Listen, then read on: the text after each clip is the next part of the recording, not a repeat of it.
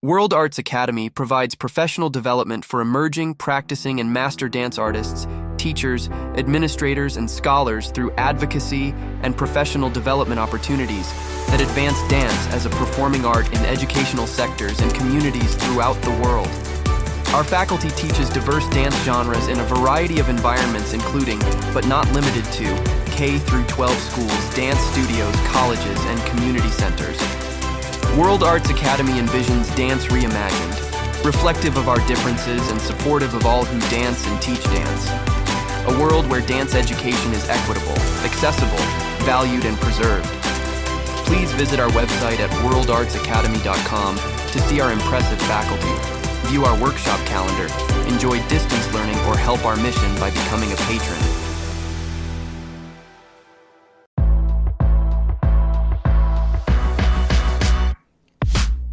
The Danceology podcast interviews the great masters of dance, the working professionals starring in today's most exciting shows, and the rising stars ready to amp up the craft. I'm your host, Edyta Stawinska from Dancing with the Stars. Join me as I dive into the world of dance, uncovering unique stories and the fascinating personalities of industry professionals on Danceology.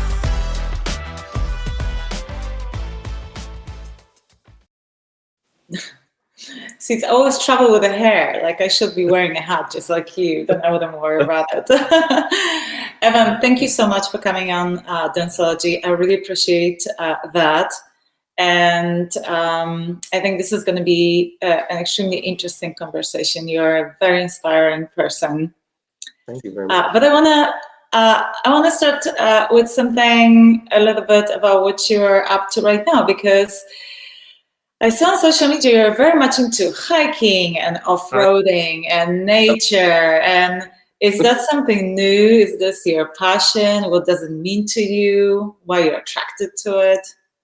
Yeah, I've always been interested in the outdoors, and so I have one leg, and hiking for me has not always been the greatest, just because of the different terrains that you would come across.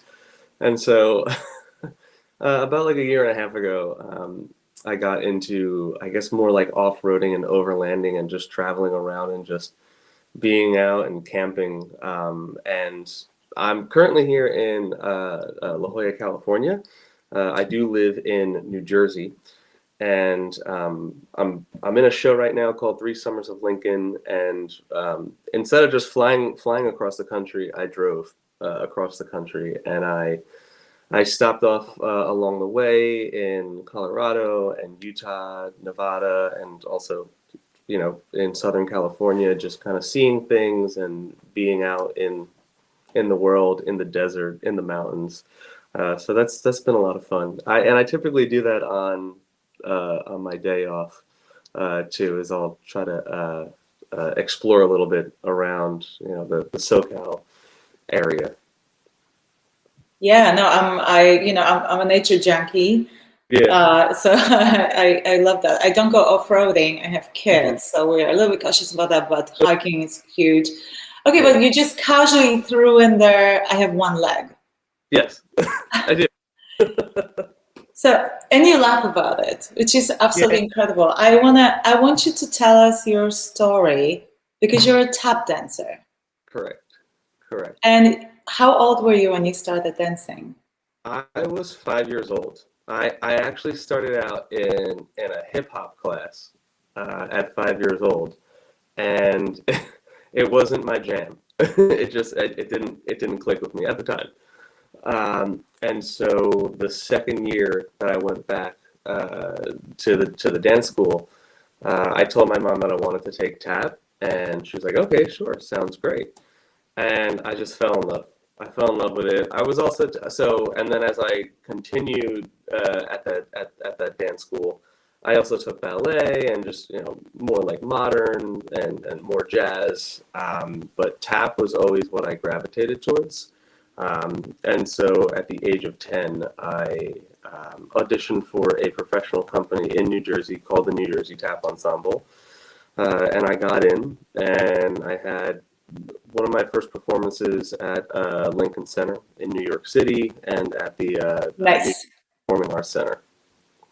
Nice. All right. Did you always know you want to perform? Did you always have in mind that you were going to be a dancer, or was it something more of a hobby? It definitely started out as a hobby. I was involved in so much growing up. I played music, I played the drums, guitar, the piano, I sing, I danced, I was in marching band, I was in the school plays, I was in plays and musicals outside of school. It didn't really hit me that this is what I wanted to do with my life until like junior, senior year of high school. When it came time to, pick where I was going to go to college, and all my friends were talking about going to school to be a teacher or a doctor or a lawyer, it kind of hit me as, well, what do I really like to do, and what do I want to do? And I was like, well, I can sing, dance, and act. Can I go to school to do that? And yeah, you can. Yes, you can. Yes, you can. So I wound up going to Montclair State University for musical theater, and they had a great tap program. So that's what really drew me. And the professional tap company that I was in as well also was based in Montclair. So it was kind of like home away from home for me. I was very familiar with the area. It was close to New York City. I could get in and out of New York if I needed to within 15 minutes. So that's kind of where I was like, okay, this is what I'm going to do. This is what I want to do. Gotcha. All right. So you are at school, you are in college, you're studying to be basically an artist, maybe a tap dancer, a performer. Mm-hmm. And then at 19, you get diagnosed with a very rare case of cancer. Correct. Can you guide me through this whole experience and what was going through your mind? What happened? Yeah. So I was in a show at the time at 19 years old at school. And one morning I woke up and I just had this excruciating pain in my right leg. And I wasn't sure what was going on. I thought I was taking ballet 4 days a week. I thought I had just injured it in class or something like that. And I had an x-ray taken, and the doctor that did the x-ray said that he wanted me to go to a specialist in New York City to do a biopsy because he thinks that it could be cancer. And I saw the specialist in New York at Sloan Kettering, and we did the biopsy, and he told me that I was being diagnosed with osteosarcoma, which is bone cancer. So naturally, you're mad, you're upset. Here I am thinking, how could a dancer have cancer? Right. And we did a whole surgery in November of 2009, and I had my fibula taken out of my left leg, put into my right leg. I had my lat muscle put into my left leg. I had multiple skin grafts done from my left that went to my right, and I was kind of in a stable cancer-free condition for about 7 months, and then my cancer wound up coming back, and it also spread to my lungs. And the only thing to do to stay alive would be to amputate my right leg above the knee, and to do a frontal lung thoracotomy in both lungs, so that my doctors could remove tumors. So that was a huge shock to me after 7 months of feeling like you had beaten this. Mm-hmm. But there was a tap dancer way back in the day that I had known of. His name is Clayton Pegleg Bates, and he tap danced with one leg. And I just remember in that conversation of, you're going to have your leg amputated. Of course, there's all the emotions of, you're angry, you're upset. I was crying. And then that video of Pegleg Bates hit me at that time of like, well, you know what? I know the tap dancer who was doing this way before all of this, modern technology, if Peg Leg Bates can do it, then so can I. So then I signed the paper to have my leg amputated. I started chemotherapy. I did 16 months of chemo. I couldn't tell you how many rounds it was. I used to go pretty much 4 days a week, 3 weeks at a time, and I did that for like 16 months. So it was a lot. And sometimes we had to break it up. Sometimes it was chemo, sometimes it wasn't. Sometimes the side effects were so bad that they had to take a break. I also put myself back into school at the time. It was one of those decisions that I made before finding out about my leg being amputated. And so when all this happened, I said, well, I already registered for class, so I'm just going to go back to school and just see how that goes. And my teachers were all on board with what I was going through. They just said, when you're here, you're here. When you're at the hospital, just be at the hospital. Don't worry about your schoolwork or anything like that. I did a show. I was in Sweet Charity while going through chemo, while doing all of this. My dad just decided, he was like, this would be great for you to play this part of Herman, the grumpy nightclub owner. And I would get chemo during the day, and then I would go perform at night. How? Yeah, it was How? so, and I was 19 and 20 years old at the time, so I was young. I was in college. All my friends wanted to just keep going out. They wanted to hang out with me. They wanted to go out. We would, so it was just one of those times where nobody wanted me to slow down at all. Like the people that I was with all just kept thrusting me forward and saying, no, like you're just going to have a normal experience, even though you're going through all of this stuff right now. Do you think that, in a way, first of all, absolutely incredible, because first of all, I do have many questions, but what I wanted to say is, or ask you, is, do you think that the fact that you were thrown into doing things and you kind of didn't have a choice, was that helpful? Was that something that kind of kept you going, or you felt like, well, it is what it is? I definitely think it did. So I would be at the hospital all the time, and my cancer, even though I was 19 and 20 years old at the time, my cancer was a pediatric cancer, and so I was there with a lot of kids. And being an adult, I saw a lot of parents, for these kids, and they were just distraught, and they were there the entire time. Some of them never left, and I think having that outside, experience of being in school, going to physical therapy, learning how to walk again, doing shows at school, living in a dorm room. That was the best thing for me at that time to distract me sometimes of what I was actually going through. Because my friends did not let me slow down at all. They didn't want to let you go. They just wanted to hold on to you, I think. Yeah, I mean, there would be times where we would, I would be in rehearsal for a show, and then I would leave with one of my castmates in the show, and then I would go get chemo. And then, she would come along with me, or, it would be a different friend this week from school, and then, one of my buddies would make sure I was okay. I was staying in the Ronald McDonald House in New York. I'd be there, 4 nights a week. I had this large backpack of fluids on.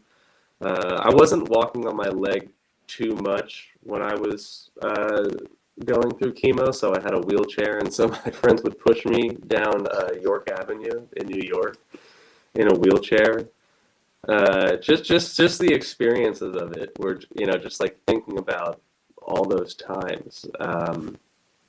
It's crazy. It's crazy, and it really kind of puts life in a whole new perspective. And everything that I've done since that time has been everything has felt so effortless to me in a way compared to going through that. Of just those life or death situations and just the pain and the trauma. And I say trauma, and I'm here smiling about it. And like I said so casually earlier, I have one leg. Like there has been a lot of recovery since then, and just life experiences of learning how to be happy and how to accept my life. That if you told me 15 or 16 years ago that this would be my life, I wouldn't believe it in any way. Right. Maybe I'd feel different, but I just had to learn as I go. Well, yeah, what I was getting on is that we all know that we should appreciate life and live in the moment and all that. And unfortunately, it's only when something like that happens to us, like we experience terrible loss, sickness, illness, that we really understand the meaning of it. Do you think it's possible for people to understand what really life is about without going through something traumatic? I do. It's interesting. I never really think about that too much, but I do in a sense that I think we all have different experiences, and whether you personally don't go through what I went through, you may know somebody who's gone through it, and you may have to be a caregiver. My mom was my advocate, my caregiver during that time. She spent every night on the little sofa next to my hospital bed.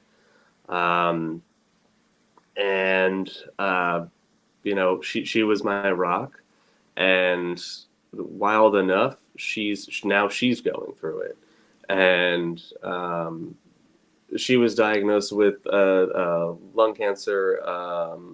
EGFR is what it's called, and it kind of our roles have now reversed in a way, and so now I'm trying to be the best caretaker that I can. And here I am in California and she's in New Jersey, but this was part of her, like being here was part of her pleas, like, this will help me get better. I want to see you perform again. I want to see you on stage.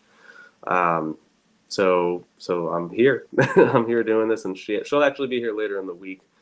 But just watching her go through that, and with me, just seeing how she adapted and how she overcame, and everyone did. My dad did as well. Everyone had these small little, I guess not, I don't want to call them jobs, but like roles to play in a way. My dad was the breakfast guy. He got me breakfast. He got the car set up. My mom was there talking to all the doctors. But to get back to, I got so sidetracked on that with everything. But I do think that people can experience life and have a better appreciation for things, not only by going through what I went through, but just life in general. As I get older, so I was 20 at the time. I'm 34 now. There are so many things that I start to appreciate that I didn't when I was younger, and just the simplicity of my everyday life. What it means just to be on a stage, to be performing, to have that gift is awesome. Especially when now and I don't want to say that I'm old, because I'm not. I don't feel old, but just the gift to be able to perform on stage and work with others who are younger than me. Because when I was 20, 21, and 23, when I really kind of came into this industry, I was 23. I was young, and 34.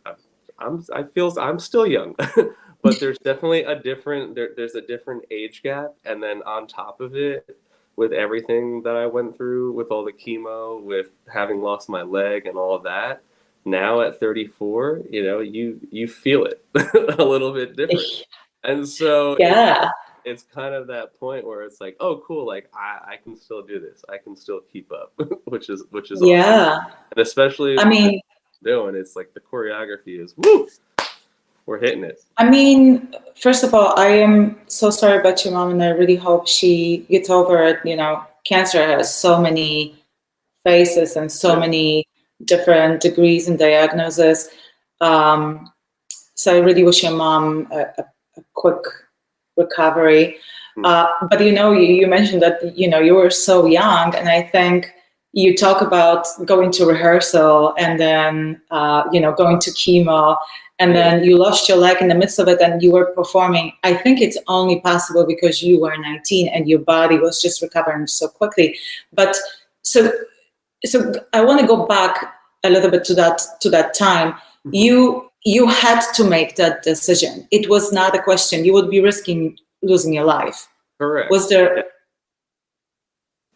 there a possibility of you like saving the leg and maybe, or what were the odds? Like how difficult, like how, for a dancer, I'm putting myself in your position. Losing your leg is pretty much one of the biggest fears we have, obviously. So it could not have been an easy decision. It was, there was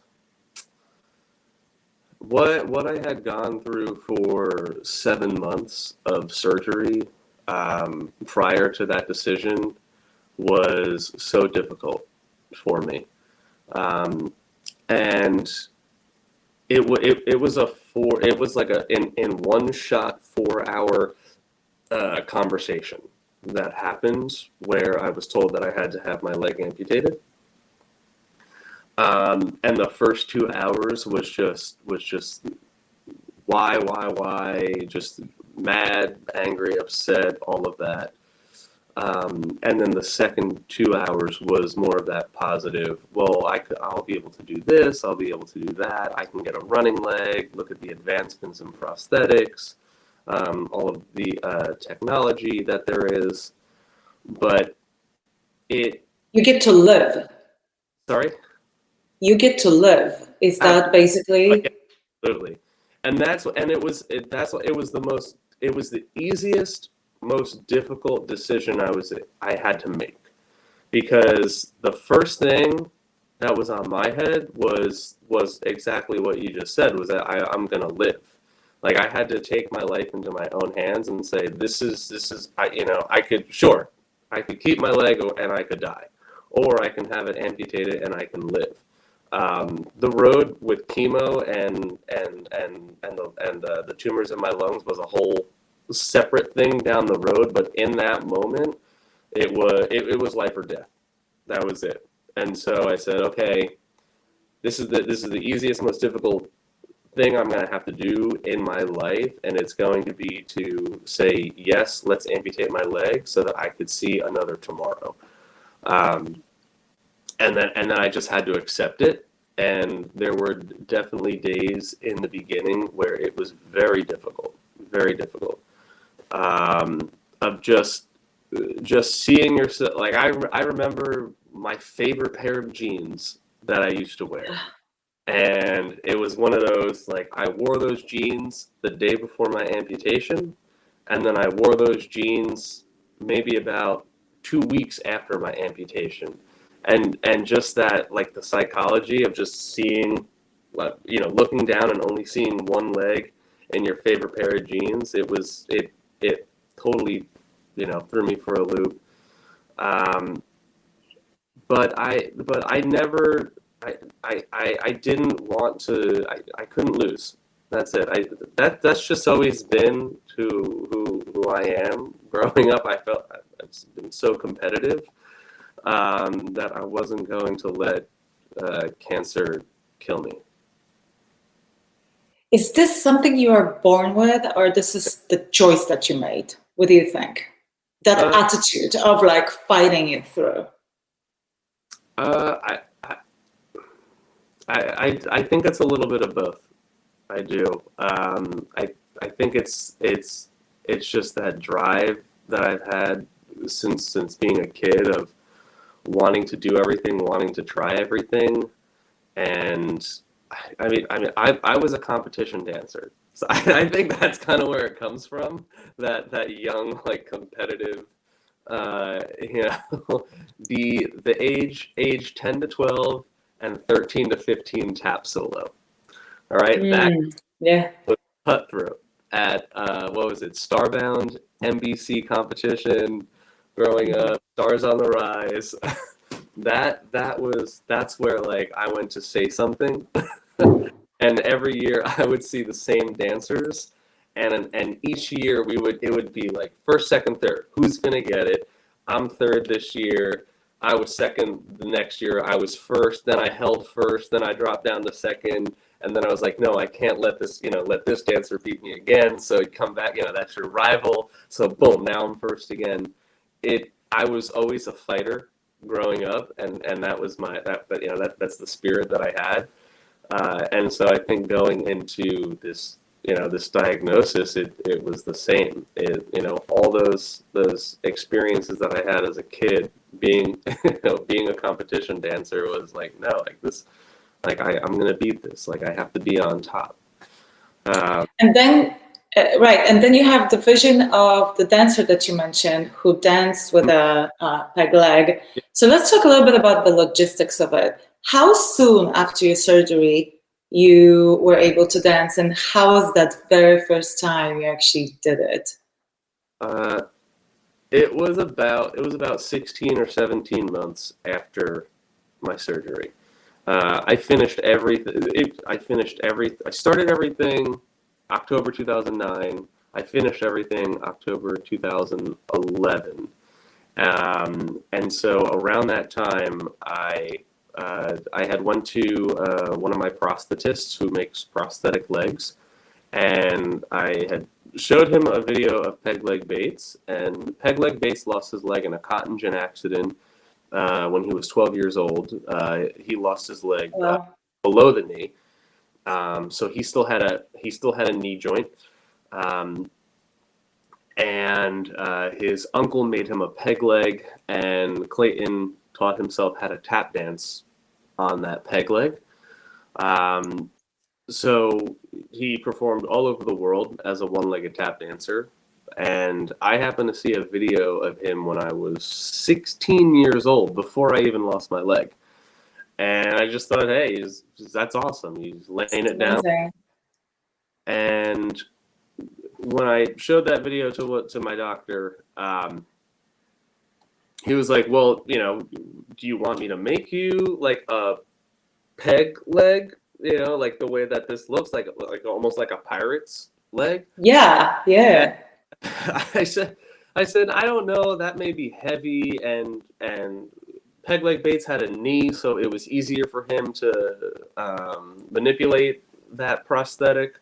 Not having a knee makes things a little bit more difficult, and having to get over that leg was and is going to be a challenge for me.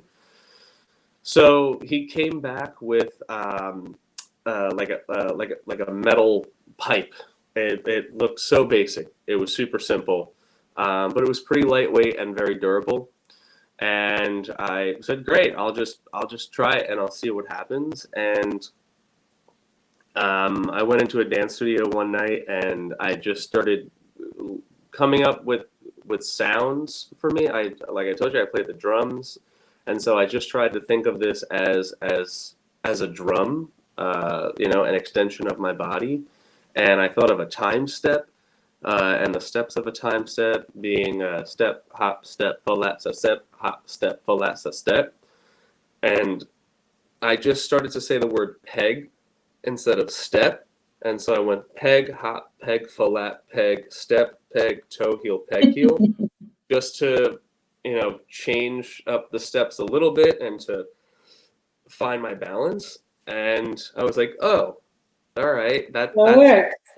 Yeah, that works. And then I just started going over things that I had already knew, and I let muscle memory kick back in.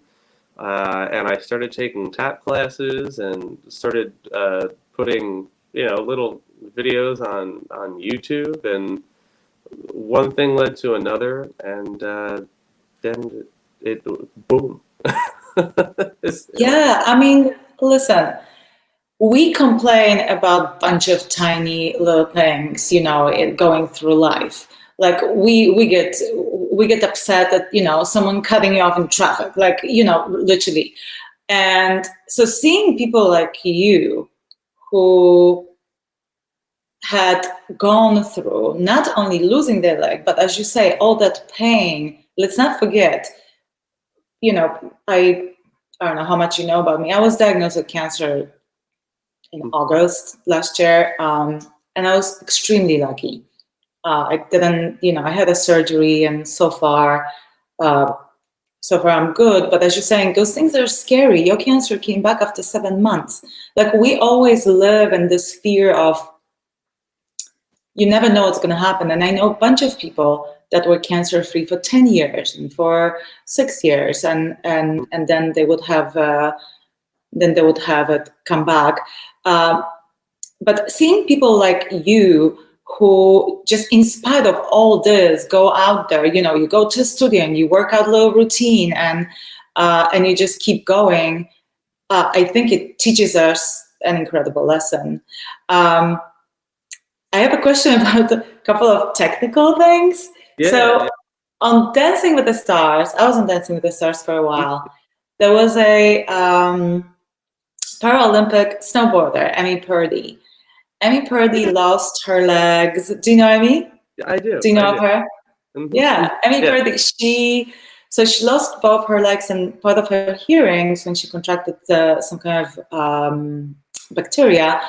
And to me, she was just incredible. Now, she had different prosthetic legs made for her for different dances. Yeah. For contemporary, she would have it with a little bit of arch in it, and then for waltz, a little bit more flat. So is that something that you tried on, experimented with? What works best for your dancing? Like, what is it? And would you ever consider doing Dancing with the Stars? Would I ever consider it? So, all right. So what's fun is that Amy and I go to the same prosthetist. And so, okay. so he knows exactly what, so like we bring him these ideas and we're just like, okay, like I'm doing this show. What do you think? Yeah. Okay. So you do get different prosthetic legs for different show. Okay. Yeah. So all right. for my everyday walking leg is just like an out of the box. They call it the Genium X4, and every amputee is going to have different settings on it and have it programmed differently. It's funny because like they'll joke around with me and say like, you're walking on a Ferrari, but you shut all the settings off, because I don't like any of like the assistive settings. Like I just like to go. Like if I want to run, I can run. When it comes to dancing or different musicals and shows that I've done, I will always kind of cater to what the show calls for. So for tap dancing, it's going to be a peg leg. And I have legs in different colors. I have a gray leg, a black leg, a blue leg, a white leg, a brown leg. And then, oh, perfect, I have a shoe on the table. And then I'll match my shoes to my leg. And so sometimes, I have one like this. I have a black shoe here with like a blue bottom to kind of hide, just a nice little. Sometimes I have these color legs or a red leg or something like that. I was doing one musical called The Toxic Avenger, where I was the Toxic Avenger, and it was this big, monster mutant superhuman who gets thrown into this vat of toxic goo, and he comes out as the Toxic Avenger, New Jersey's, pollution superhero is what it was. And we thought it would be fun to have a junkyard exhaust kit as a leg. And so we found one. We beat the heck out of it with hammers, and then we let it sit out in the rain. We let it rust a little bit, and then the leg weighed about like 20 pounds or something. But gosh. It was so much fun to work with and so much fun to create in the shop with those guys. So yeah, I'll always have a different leg for something else. If it's running, I kind of have like that cheetah hook type of leg. To answer your other question, yeah, I have thought about it, being on Dancing with the Stars. I would be interested. It would be fun, to say the least. I know, yeah, there have been many amputees on the show, and I think one actually won, right? Wasn't there? I think it was. So Gio Martinez, I think he was not an amputee. I think he's There was most of his face was burned. He was a war veteran. I think Amy was Heather Mills. I think is an amputee as well. I don't think she won. I think Amy came to the closest to the finale. Well, there was a contestant that was deaf, and he won. Okay. But that's, I remember seeing a contestant with one leg on the Ellen show after that one. He was on it. I don't remember. Maybe, but it might have been Heather Mills. I mean, we're talking about like 35 seasons of the show with 10 contestants each season. But after our interview, I will look into it. I think it would be such a fantastic experience, both for you and for the audience. As I said, because we are such a, we wimp about so many things, and to see people like you is just such a great reminder and such a great inspiration that I would love to see more of that out there. So, okay, so how about your like everyday leg? Can you walk? Can you run? As you say, hiking is a little hard because I can imagine. I can hike. I can hike. I just love cars so much, and I love driving. Well, I saw your car. It looks pretty cool. Track days. I drive stick shift. I can run. Nice, old school. My leg has 6 days worth of battery on it. But yeah, so like I charge my leg probably every other day. So how does it work? It has a battery, and what does it? Yeah, it's an ion battery. There's computers and microprocessors and sensors in it. It has Bluetooth. And, wow. Yeah, it's fun.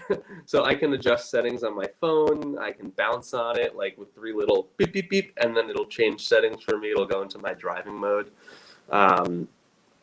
It's completely catered to my gait, to how I walk, and to what I want to do with my everyday life.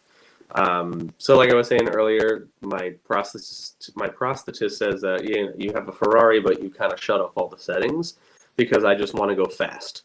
And so a lot of these modern prosthetics all have all these safety features in them. Like, this will save you from a fall, and this will happen, and then if you do happen to fall, your leg will adjust so that you don't hurt yourself badly. And I'm just like, shut it off. I'm just going. I want to go as fast as I can. And that's just, I think that's from just being an amputee at 20 years old and growing with some of this, changing technology, of just wanting to know, like, I want the most, I want the fastest leg out there. I need to, live my life the same way that I was living it before. I don't want to feel like I'm wearing a prosthetic. I just want to get up and go. There is always that like early morning kind of feeling of like, I gotta put my leg on now. And it's something that I don't think I'll ever get over. It's just that, like right now I'm chilling. I don't have my leg on right now. I'm just relaxing. But it's a weight that I feel on me constantly, where my left leg, it's, when I would walk, or when I had 2 legs, the weight of your legs, you don't really feel. My leg was amputated. My doctor said, okay, yes, we weighed your leg. It came in at 20 pounds. And I was like, 20 pounds? like what? Like that seems heavy, but that's the dancer's quad and calf and the bone and the foot and all of that I was just surprised of just how much it weighs. So what you're saying, the prosthetic leg that you're using is heavier than. Well, believe it or not, it's lighter. It's lighter than my. But it just feels different. Feel that weight on you. Yeah. Because I have the socket, and then the socket goes over my residual limb. So liner that goes over my leg, and then that goes on top, and then I go into the socket. It stays on with a vacuum, like a vacuum suction device, and the socket itself is probably I think it's like maybe 1.5 pounds, 2 pounds, but then the leg component with the knee, and then there's a foot component that's separate. And that's like, okay, what kind of foot do you want? Do you want a high performance foot? Do you want an adjustable foot? You can like modify these things out to like no tomorrow. That weighs about, like, that whole component weighs maybe between 13, 14 pounds. And so you feel just that 15 pound, like I feel that 15 pounds on me all the time. Right. It's just not part of your body. Yeah. Right. And then but then the crazy thing, when I changed to my peg leg weighs maybe 1.5 pounds. And so instantly it's like, whoa, like I can now move quickly. So I've danced with my everyday prosthetic, like I've done some ballroom dancing on that. And then when I get onto then I've done some ballroom dancing on my peg leg, and then tap dancing, of course, on my peg leg, and then other styles of dance. You know, maybe it's more of like a hip hop kind of contemporary on my peg leg, and then I've done a hip hop contemporary on my everyday walking leg. And the differences are just it's so much easier to move in my peg leg with that with the less weight on it than it is with all the technology of prosthetic. And I have so many people, well, when I first started tap dancing again, I had so many people reach out to me who were prosthetists saying, do you want us to make, you a foot that can, right. Tap. I said no. Like my peg leg is so simple. It's basic. There's no tricks. There's no gimmicks. There's nothing fancy about it. And it also pays tribute to Peg Leg Bates. But there's also an element of danger about it, in a way, where I'm dancing on a pipe. A pipe that's about that big in diameter. And I've fallen. I have slipped. It happens. Like that's just the reality. But you fall down, you get back up. As cliche as that sounds, that's literally what I have to do. But compared to all of the technology in my everyday walking leg and the advancements in prosthetics with that, going to something so primitive and basic in something that I use to, have a career, it's just two completely different worlds. So when I'm out with my regular leg, I'm just walking around. I'm out and about. I'm doing my own thing. If I have pants on, some people don't even realize that I'm missing a leg. Right. Yeah. Well, that's interesting. Well, hopefully the technology will get good enough that you can have all the technology in it, and it will weigh, a pound and a half or two. That would be amazing. So listen, has your lifestyle changed in terms of, you were diagnosed with cancer, obviously had to go through the therapy and all that, but did you make any changes in terms of your health, your exercise regime, your diet after this whole experience? It was so going through it, absolutely. There were so many foods that I couldn't eat. There were so many foods that I was allowed to eat. Post-cancer, at the rate of just performing and dancing and teaching, that was how I that was how, I was never great about going to the gym and just like lifting things. You were dancing, yeah. And so I always felt fortunate to be a dancer and to have that workout. But I've definitely gone through phases in the last 14, 15 years of where I'm at with my diet, where I'm at with my overall health. I am overall healthy. I feel great. I'm still outperforming. But every once in a while, I'm just like, oh, I'm just gonna indulge in this treat. Here I am in California, and I don't get In-N-Out burgers. So and so it's like, oh, last night after the show, we had a 5-show weekend plus a time change with Oh gosh. So wow. Yes, that's intense. Friday, we did 2 shows Saturday, and then we lost an hour, and then had 2 shows yesterday. And this show is a workout. I walk out onto stage sweating in the show. Sweating. I do a 15-minute warm up before, and when I'm doing my warm up, I dance to a click track because I want to make sure that I'm staying in time and that I'm on the actual tempos. So I'm backstage warming up to a metronome so that I'm boom in time for 15 minutes straight on a carpet.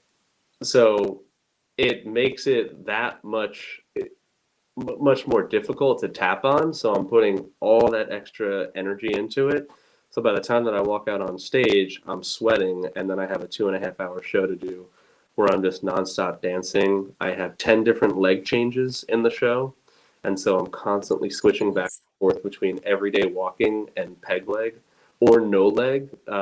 This is a musical about the Civil War and Abraham Lincoln, and so there are some hospital scenes that are happening. I'll just leave it at that. So sometimes, because I'm burning so many calories doing this show, I'm like, yeah, I can go for like the In-N-Out burger, and I'll just Yeah. Well, I wanna talk to you about the show, obviously, that you are in right now, but touching upon your diet and all that. So what happens when you are diagnosed with something like cancer?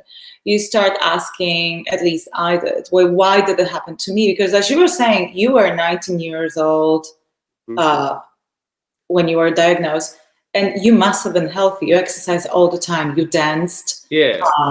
Your whole life. And I thought when I was diagnosed, my whole life, I was a dancer my whole life. I am pretty much the same weight that I've been 25 years ago. I eat healthy. I still exercise. I do go to the gym now that I'm not dancing as much. I run, I play tennis, I do all kinds of things. Why did I get it? And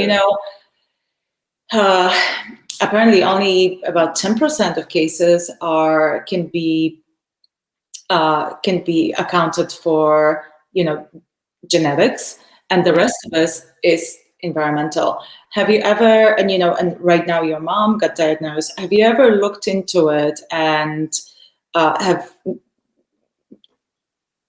that made any impact on how you live your life forward, or now with your mom's situation? Because to be honest with you, I made quite a lot of changes after what the research that I've done. Clean diet, definitely, but like getting rid of all the toxicity. You're a guy, so you don't use that many products, but as a girl, we use so many different products. You probably do a little bit on the stage, all that makeup. God knows, what's in it. Yeah, no, I think the biggest, what was it? It was like white rice and like sugar, like white sugars that I just sugar, yeah, super inflammatory. Mm-hmm. Yeah, and it just wasn't making me feel good either. There was also a lot of more raw foods that I wasn't eating as well, that I still don't really eat too much now. Red meat There was so much red meat in my diet when I was younger, and then I kind of cut that down big time, and just Right, it's a known carcinogen, yeah. yeah, and just going more to like white meat, like just like chicken. Yeah. But that was actually probably the biggest thing that I noticed a difference in how I felt was when I cut out the red meat, especially coming out here to California too, of just like eating. I feel like whenever I come out to California, I eat so clean. It's great. You know, people are healthy here. Like you walk around, like you see people hiking and walking and running and exercising. There's millions of yoga studios and all that. It's like healthy lifestyle is like a thing here. I would get a little bit of that in New York too, just because of the nature of the city and just walking all over the place. But New York was its own beast, and so then I I went back to New Jersey. I mean, you know, the first thing is it's like it's a big city, and you drink and potentially smoke and do other things, and like, you know, one of my hardest things to cut was wine. You know, I love wine, and not that I was drinking every day or anything like that, but apparently alcohol is just a straight up poison. I'm like, oh my God. Yeah, I'm not a big drinker at all. Oh, good. Yeah. I'm glad you didn't have to go through the pain of that. I'm not a big drinker, but you know, a glass of wine is really enjoyable sometimes. I don't like the way it makes me feel. That's not it. Mainly like the next day. I'm like, I can't work like this. But I drink a lot of water. That's really it. That's it. I don't drink soda. I say soda. I know like different areas around the country will say pop, soda, Coca-Cola, Pepsi. So I'm not a soda drinker. I've never been into carbonated drinks. You know, I don't like that, you know, like that excess like malt sugar or anything like that. Yeah, that will keep you healthy. Yeah. But do you have a theory on why so many people are diagnosed with cancer right now? Do I have one? Do you? What is your opinion on that? I never thought about it, to be honest. I mean, I think there's the obvious ones, you know, like when you look at, you know, certain lung cancers that are linked to tobacco use and cigarette use. I think that's the big one. When it came, but then I look at my mom, who's never smoked a cigarette in her life and then has lung cancer, which is like, where does that happen? You know, I look at these other cancers like neuroblastoma in babies, you know, newborn babies, and I'm like, how does that happen? You know, my own situation, you know, it's a very rare pediatric cancer, osteosarcoma, and I'm always like, how does that happen? You know, so I think when I was younger and I was first going through it, I was like, was it the water in my township? Like, what's going on? Right. Yes. Or what is it? What could it be? Like, is it something that I did? And those are the answers that I don't think I'm ever going to get. And it may have just been some sort of, you know, bone growth, growth spurt kind of, malfunction in my leg somewhere that just happened over time, that it could have been there for years, and I just never knew until that one day. Right. But I try not to think about it too much, just because it's just because of the way that I live my life now, and that experience would have never allowed me to be the person that I am today. And there's a lot of things that I sometimes think like, oh man, I wish I had two legs for this, or like, oh, if I had two legs, I wonder if I would have, been on Broadway already, or doing this or doing that. But there's so much more that I've been able do, and that I just would have never thought that I would have been able to do. Right. Because of that experience. And so I try not to think too much about, could I have prevented this, or is there something out there that's, that's causing this, and is there a way to, to stop this? Which I would love for there to be a way to stop all of this. I would never wish on anyone.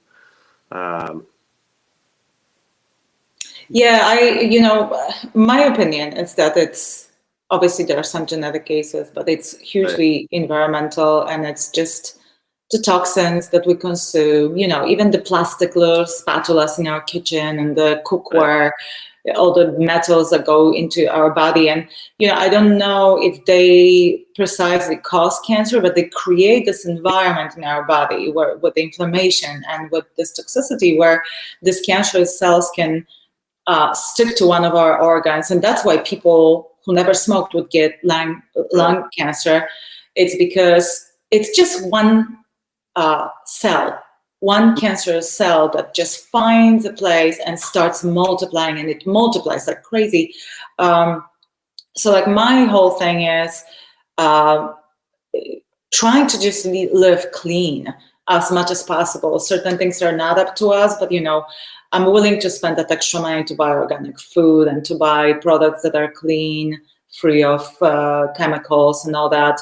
I think it's worth it, and particularly after what happened to me and after what I hear happens to so many people right now. It's crazy. But listen, the show that you are in, it's a musical. Tell me, how does that happen? Do you audition like everybody else, or is there a role created for you? What's the process there? So the process with this show that I'm currently in, it started back in November of 2023, and choreographer's Daniel J. Watts. He had reached out to me and asked me if I was interested in being in this production. At the time, it was a New York City workshop, and I was a little hesitant, to be honest, because I was like, well, what do you want me to do in this show other than play like a wounded, warrior? And because that's kind of like the thing that instantly goes to my head of like, okay, like I have one leg, like you want me to be like, like a blown up soldier. It's kind of how it felt. But he told me this idea of tap dancing in this show, and Abraham Lincoln's fascination and obsession with the telegraph machine and how he was able to correspond with the battlefield. And he and the sound of a telegraph, would be like very cool. My tap dancing to represent the telegraph. And so I was like, okay, cool, all right, I dig it, like I'm on board with it. And so we did the workshop, and we played around with the sounds. And the show talks about Abraham Lincoln, the 3 summers that he goes, the 3 summers that he's at his summer home, and his correspondence between Frederick Douglass. They only met 3 times.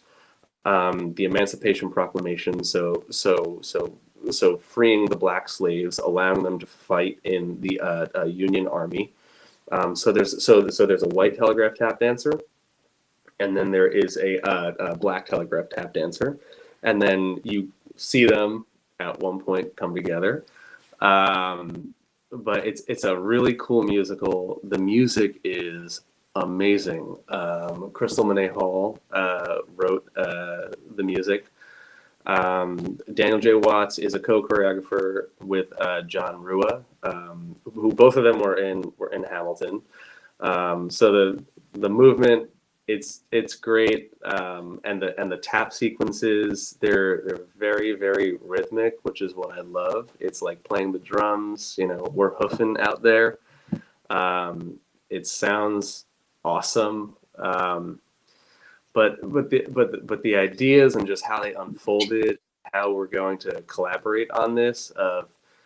Tap dancers are always going to speak in a very musical way, and so there would be rehearsals where Daniel would say to me, you know, because he has two legs and I have one leg, you know, he would be like, okay, so, you know, what do you think about this step? And you know, how does it sound? And I kind of feel like it's, you know, and I was like, oh, okay, cool. So like this, and then I would translate it into my left leg and my peg leg. Like I would do what he did, or I would say, or you know, do you want it more like, and he was like, oh, I like that. Yeah, give that a go. And so we would just play off of one another.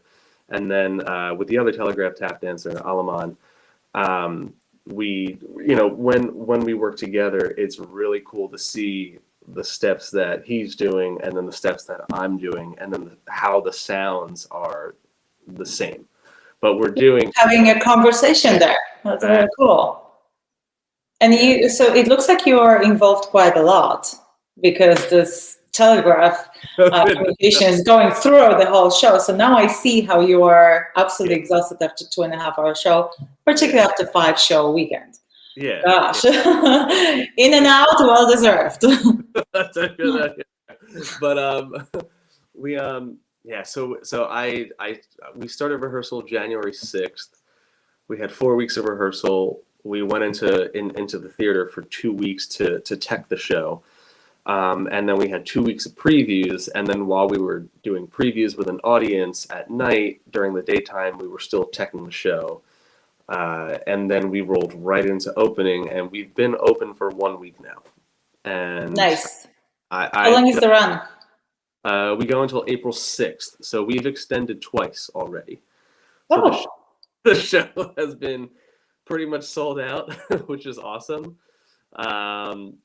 And you know, I know I told you earlier, I do 10 different leg changes in the show. I have done over 220 leg changes so far in this show. And so when I do a leg change, I have a little wrench that I have to put into the top of my socket. There's a bolt. I have to unscrew it. Then I have to unscrew the leg. And so then you know, there's the 14-pound leg, and then there's the peg leg, and I'm like backstage. And while I'm doing that, I have a dresser who's putting a different jacket on me, put something else on, whatever it may be. You know, someone changing my shoe, getting me out of a tap shoe, putting me into, you know, like one of my you know, my Laduca boots. I got one Laduca boot. There you go. You know, I'm doing that 10 different times in the show, so I'm sweating from that. I'm running, you know, from one side of the stage deck to the other side for an entrance, all within sometimes 30 seconds. All the fun stuff, yes. Yeah. So it's a good time, and it's a very good show. Are there any plans of bringing the show to Broadway? Because I guess that's the ultimate show of any stage performance, right? There's always talk of it, and definitely. What would have to happen for this to be like an investor who's going to put it up there? A theater that you? What's the process? It's a lot of that. It's a lot of money. It's a lot of, you know. It's also the availability of a theater in New York. You know, it's a lot of perfecting, you know, the product that you have. And so, you know, having been with this show since 2023 and seeing where it started out to all the changes that were made for this production, it's crazy how much has changed, what's stayed, what's gone, you know, what works, you know, what the audience likes. There's always, you know, and that's always an important thing too, is what does the audience like? What works for the audience? But it looks like you guys have an amazing response. It's definitely been amazing. And then there's also things that I think that, you know, we get feedback of like, oh, like, does that work? Like, I don't know if it works. Maybe, you know, would it work in a different theater? Do we have to workshop this again? Go. And these are all things. These are all questions that are way above me. That are, you know, right. I'm an actor. You know, I'm an actor, a dancer, singer in the show. You know, so I go out there. You know, I put my heart and soul into it every single night. But yeah, I mean, the goal is definitely to get the show to Broadway, and I think it's hopefully following that track record of other previous shows that have come through La Jolla Playhouse. It would be awesome. It's such a cool story. Me personally, I've never been on Broadway. I mean, I've done shows on Broadway stages. I've played, the Marquee, the Carnegie Hall, Lincoln Center. I've done some big things on those big stages, but I've never had like a Broadway show been in. So that would be a huge, check mark goal. Is this right? Is this one of your goals? I was going to ask you, what are your goals, or like, where do you see yourself, let's say 5 years from now? Absolutely. I mean, definitely to be on Broadway. That's a big thing for me. That's just that, what I grew up. The dream come true.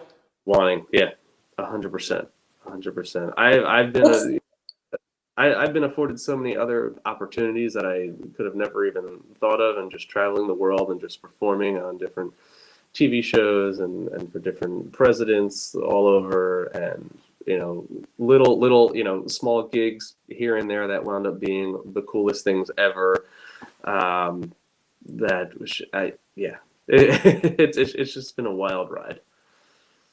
Yeah, no, it's amazing what you have had a very successful career since your diagnosis, which is quite remarkable. And I'm looking back, who knows if you would be that motivated if this didn't happen to you. Like we have no way of knowing, and your attitude of just taking it and riding with it, making the best out of it is incredible. So what is next for you? You're done in April. You're going to drive back across the country? Yeah, so I'm going. You have no choice now.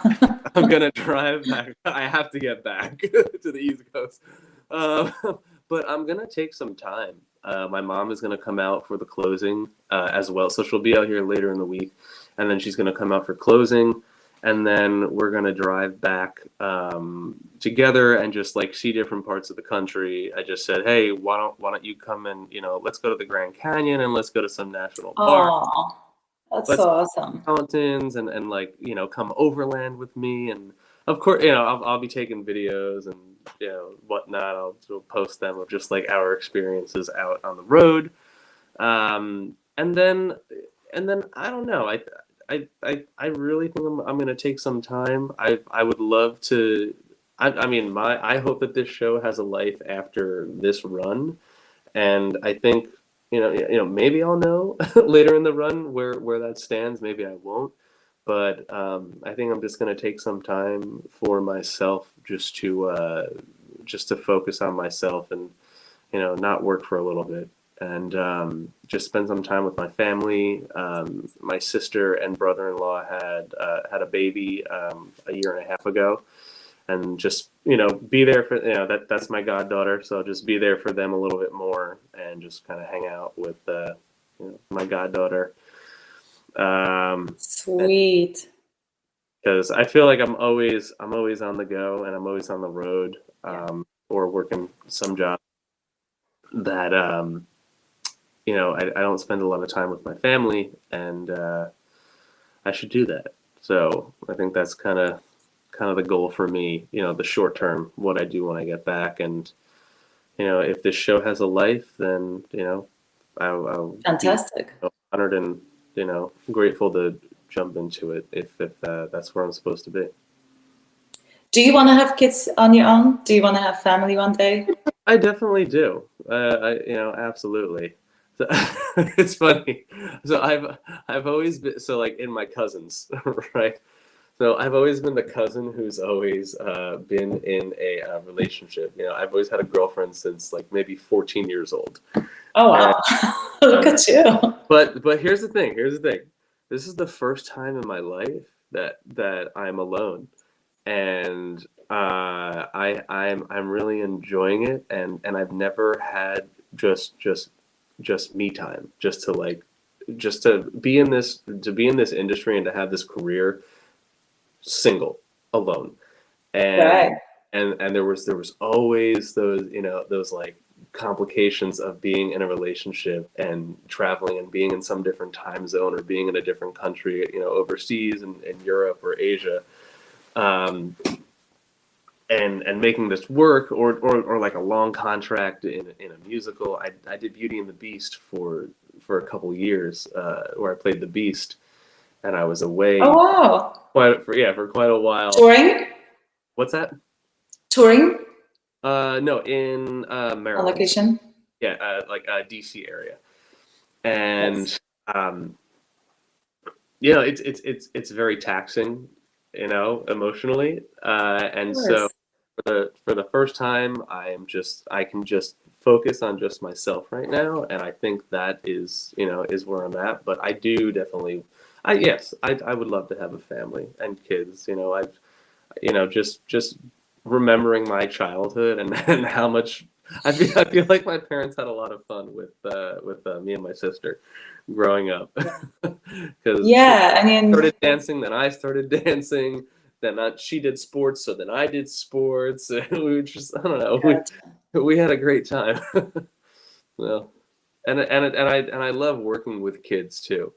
I got into motivational speaking after my diagnosis with cancer, and it all started with my mom saying, "Hey, why don't you come to my school and just talk to these kids about what you went through with cancer, and just performing for them, and just talking about my life experiences and just watching them just light up when I start to sing and dance, with my peg leg, and just dancing with them, led me to doing more speaking and then teaching classes. I got thrown into it like super early on, like, hey, can you come teach a convention here? Can you teach at a tap festival? So, and just working with, the age group of like 8 to 11 or like 7 to 11 pretty much is always fun to work with. Because I feel like I'm a big kid, and I like to make jokes about myself all the time, and some of the kids are always like staring at my leg and trying to figure it out, and I'll make leg jokes with them, and then they're laughing. So, yeah. And it's such a great lesson for them. That's pretty awesome. That's very cool. That's very cool. Listen, last question before I let you go. What does success mean to you in life? Success to me just means being happy, just feeling, that I've hit my goals, that I'm where I'm supposed to be, that I can support myself. That's it for me. That I'm thriving, that I'm alive. I think every day that I get to wake up and that I get to do what I love is success for me. Yeah, it's simple like that, and it's very hard to understand that actually. I think. Well, listen. Sorry. I think both of us, know what it's like to have those moments taken for granted almost, and just being thrown into those situations with cancer, where it's this could happen at any time, and it's crazy. Life is so precious, and like I was saying, just being able to do what you love, and to dance, and to make art, and to be here, it feels success enough for me. Like we talked about goals and just overall where I'd like to be, but those are great. That's what I strive for. That's what I'm going for. But every day that I get to do something and just wake up and just go out into the world and perform, or just have a simple conversation about life and art is success enough for me. And that's just sounds right. It really does. Is there anything that you want to share with us? We know that you're performing in La Jolla Playhouse with 3 Summers of Lincoln. Is there anything else, or where can we find you on social media? Because you have a very interesting handle on social media. Can you share that? So it is Lord_Pegleg. Lord Pegleg. Nice. Sorry. and then it just stuck. Is what it was. You know what? This is kind of funny, so I'll keep it. And yeah, and like my Instagram is just like a collection of photos. It's like what I feel Instagram wanted to be. I don't try to make it one thing. It's just my life. That's all. Right. I mean, I love going off-roading. I love playing with all my toys, and I love performing. I love singing, dancing, playing music. I love being with my family. So that's my life. And that is so good, and that is really sounding like an amazing life that you have. Thank you so much again. Thank you. It was amazing to talk to you. I wish I could see a show. I hope you guys make it to Broadway or touring, or, you know, maybe in a city a little closer to me. But thank you so much. You're a true inspiration. Thank you. Thank you. It was so nice to be here. Thank you for listening to the Danceology podcast. Please be sure to rate and review this episode. If you have questions or comments, you can email us at danceologypodcast@gmail.com. We are also on Instagram and Facebook at Danceology Podcast and available anywhere you listen to podcasts. Thanks for listening. MetaCortex Publishing hopes that you've enjoyed this presentation. Please take a moment to listen to some other podcast offerings from MetaCortex Publishing. A quest is a search for something. And every week, the Quest podcast will show you how we know what we know through interviews with people that have incredible stories of dedication and perseverance. I'm your host, Todd Fisher. Join me in this thought-provoking and inspiring podcast of discovery. Find us anywhere you listen to podcasts.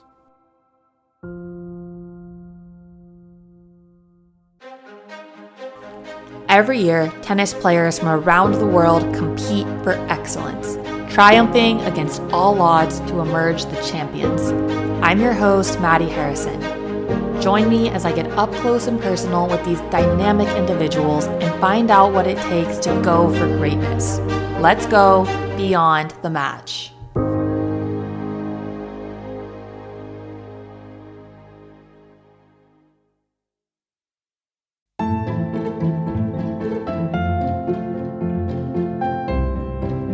Hi, I'm Father Daniel Duplantis, a Catholic priest, martial artist, and host of the Karate Priest podcast. Have you ever wondered what the church teaches about different topics? Are you a martial arts enthusiast or just someone who wants to learn more about martial arts? I'd like to invite you to join me and many guests on my podcast as we cover topics of faith, everyday living, and martial arts on the Karate Priest podcast. The No Earthly Explanation podcast investigates the things that are unexplainable, hosted by world-renowned investigative researcher Donald R. Schmidt and scientist Ellie Ringo. Follow them as they look for evidence for things that have no earthly explanation. Available anywhere you listen to podcasts. Cult Following is a podcast that studies the personalities and common traits of cult leaders and their followers. Get the real story behind these infamous and oftentimes tragic cults from a new perspective, through exhaustive research, and from interviews with people that were there. Available anywhere you listen to podcasts. Thank you for listening to this podcast. Please be sure to rate and review this episode. This podcast is produced by Todd Fisher and Anthony Smith and is distributed by MetaCortex Publishing. This podcast is copyright. Any previously trademarked or copyright content is used by permission. Information and opinions stated in this podcast should not be construed as medical advice. Please be sure to visit the official website for MetaCortex Publishing at metacortexpublishing.com or find us on social media for other unique content.